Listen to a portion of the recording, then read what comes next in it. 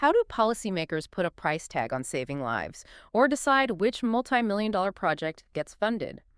Dive into the core of efficient resource allocation as we break down the economist's essential toolkit: cost-benefit analysis, CBA, and cost-effectiveness analysis, CEA. Learn the difference between monetizing every outcome versus quantifying lives saved, and discover why these evaluation methods are critical for government decisions, from initial funding requests ex ante to post-implementation reviews ex post. Okay, let's unpack this.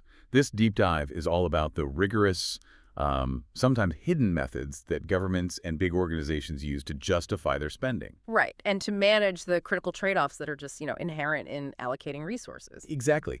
Every time a government spends $1 on Project A, they're essentially saying that Project B, C, and D were, well, less valuable. And what's fascinating here is that economic evaluation isn't just about crunching spreadsheets. It's really about making that choice explicit, making it rational. So it's about making sure that the money spent on Project A actually maximizes public value. Precisely. That it wasn't a missed opportunity for a better investment somewhere else. It's the framework for showing, efficient use of resources. To structure this, I think we need to talk about timing. When do these evaluations actually happen? Are we looking forward or are we looking backward? That's a great question, and it gives us our first two key concepts. They're Latin terms you see a lot in this field. First, there's ex ante. Ex ante, meaning before the event. Right? Exactly. It's the forward-looking pre-implementation phase. So ex ante is the planning and selection part of it. It happens when, say, a department comes forward with 5 different proposals for a new highway. Or a new social program, yeah. Decision makers use ex ante evaluation to figure out, first, if any of these proposals are a good use of public money at all. And second, which of those competing options they should go with. It's really the decision-making tool. That's it. So what about after the project is already up and running, the review phase? That's ex post, post-implementation. This happens after the program has been going for a while. Okay, and the results from that are used for what, exactly? For two crucial things. One, was the program actually an effective use of resources? And two, should it be continued, maybe modified, or just stopped altogether? So 2 sides of the same coin. You got it. Just ensuring effective resource allocation at different points in the project's life. Okay, here's where it gets really, really interesting for me. The difference between the 2 most common methods. Let's start with cost-benefit analysis, or CBA. You see this one everywhere. Right, CBA is the heavy hitter. And that's because it's the method that attempts to put a dollar sign on, well, everything. On everything. It involves making some pretty detailed assumptions to convert all costs, monetary, environmental, social, and all benefits, into common dollar terms. It needs a single, unified financial measure. That sounds incredibly complex, especially for a project that might span, 20 years? How do you account for the fact that $1 today is worth more than $1 20 years from now? Yeah, that's handled through what's called the discount rate. The discount rate. Right. Since people generally prefer to get benefits sooner and pay costs later, CBA uses this discount rate to convert all those future numbers back to their value in today's dollars. And this gives us the final goal of CBA, which is the net present value, the NPV. That's the one, the bottom line number. That's a really crucial point. So if you, the listener, see a report saying a project has a net present value of, say, $300 million and a benefit cost ratio of 1.15. That means the calculated benefits outweigh the costs by 15%. Even after you've adjusted for time. It gives the decision maker a clear yes or no signal. Exactly. And that's why CBA is generally used ex ante. It's really the only method that can compare totally different proposals, like building a hospital versus building a railway, and tell you which one gives a greater net benefit to society. Okay, so if CBA is trying to put a price on everything, what happens when you can't, or maybe just shouldn't, monetize the main outcome? That's where the other big one, cost effectiveness analysis, or CEA, comes in, right? That is the perfect pivot. Yes. CEA calculates a simple ratio between the costs of a program and a specific quantified outcome. But, and this is the key, an outcome that remains unmonetized. So you're not asking for the total net benefit anymore. No, you're just asking for the most economical way to achieve a specific result. So instead of a net present value, the key output for CEA would be something really specific, like the new vaccination campaign costs $50,000 per case of illness avoided.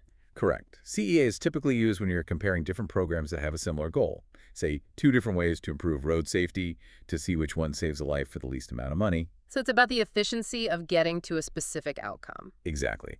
And Mhm. if we connect this to the bigger picture, the complexity of the benefit usually tells you which method to use.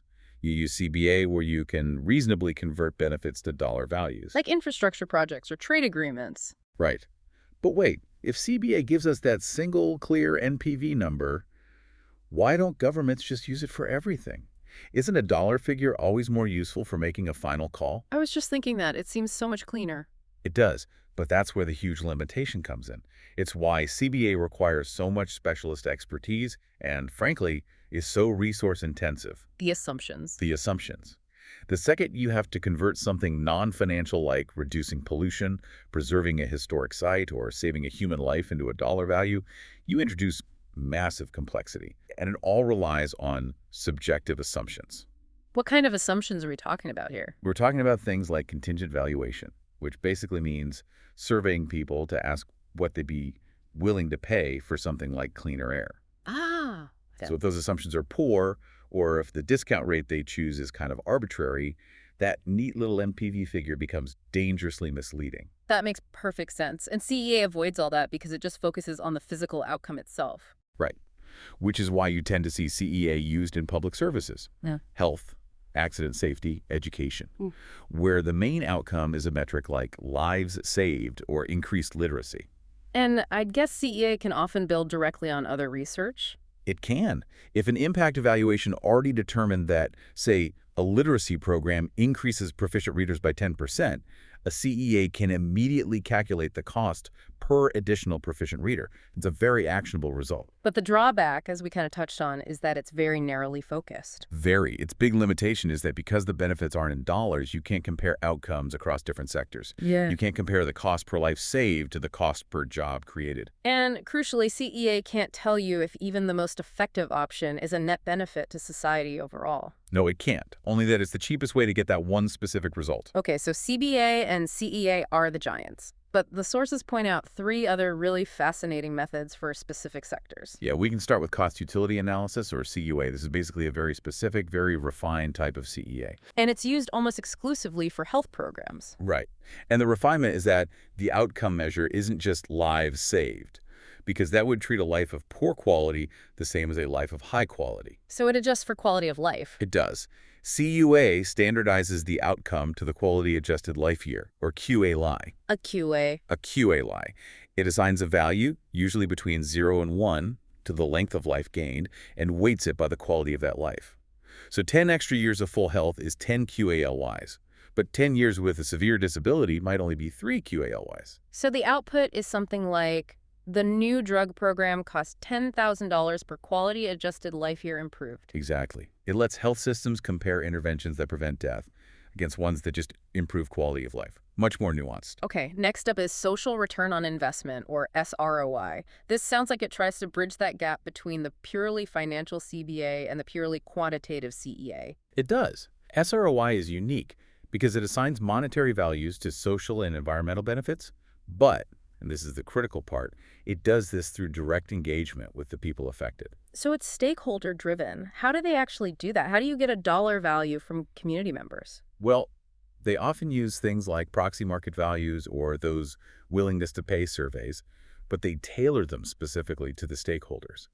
So for a program providing adult education, they might ask participants to put a dollar value on the increased confidence they gained. Wow, that seems incredibly powerful for demonstrating value, especially in like the charity sector where SROI is often used. It is powerful. Yeah. You might end up with an SROI ratio of 2 to 1, meaning every dollar invested created $2 of social value. Yeah. But, like CBA, because it relies so heavily on stakeholder input and assumptions, it can be biased. Right. And finally, we have multi-criteria analysis, or MCA. This seems like it's for when things are just so complex, it's hard to monetize either the costs or the benefits. MCA just sidesteps monetization completely.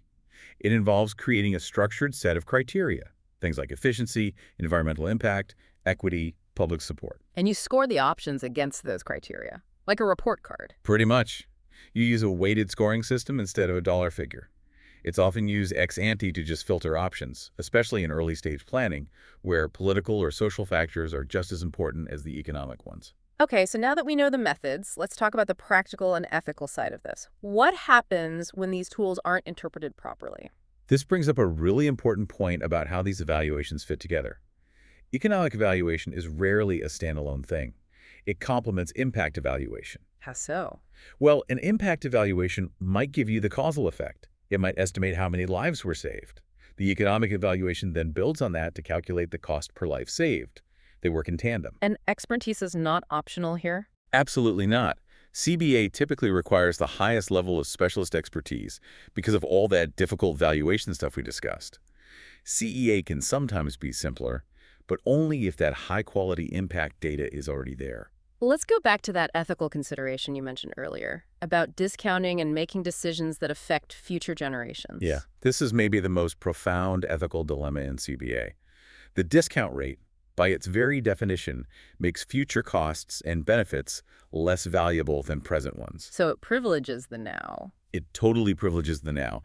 For massive long-term projects, think environmental policy or huge infrastructure, the current generation might get most of the economic benefit, while generations 50 or 100 years from now get stuck with most of the cost. So we have to pay really close attention to who benefits and who pays. Equity? Exactly. If you only look at that overall NPV, you miss the critical issue of equity. These core methods focus on the total benefit to society, and they can easily neglect how those benefits are distributed. So a project could show a huge net benefit, but if one group disproportionately pays the cost, that's a problem. It's a huge problem. You need a separate distributional or qualitative analysis to see if the benefits are actually shared broadly. So what does this all mean for you, the listener? You now get the key distinctions. The dollar-focused CBA, aiming for that net present value, and the outcome-focused CEA, which is looking for a metric like cost per specific outcome. You also know that CUA refines CEA for health, SROI brings in stakeholder value, and MCA handles those complex qualitative comparisons. These are really the foundational tools for rational decision-making. But the big takeaway seems to be that they are just that, tools. Remember, economic evaluation should be one input, not the only input, in a big decision. The reliability of that final number is always tied to the quality and the transparency of the assumptions made along the way. So here's a final thought. If the outcome of a massive infrastructure project is overwhelmingly positive right now, but the vast majority of the true cost because of discounting is only realized by generations 50 years from now, how confident are we that we priced our decision ethically? That is a question worth exploring the next time you see a major government announcement.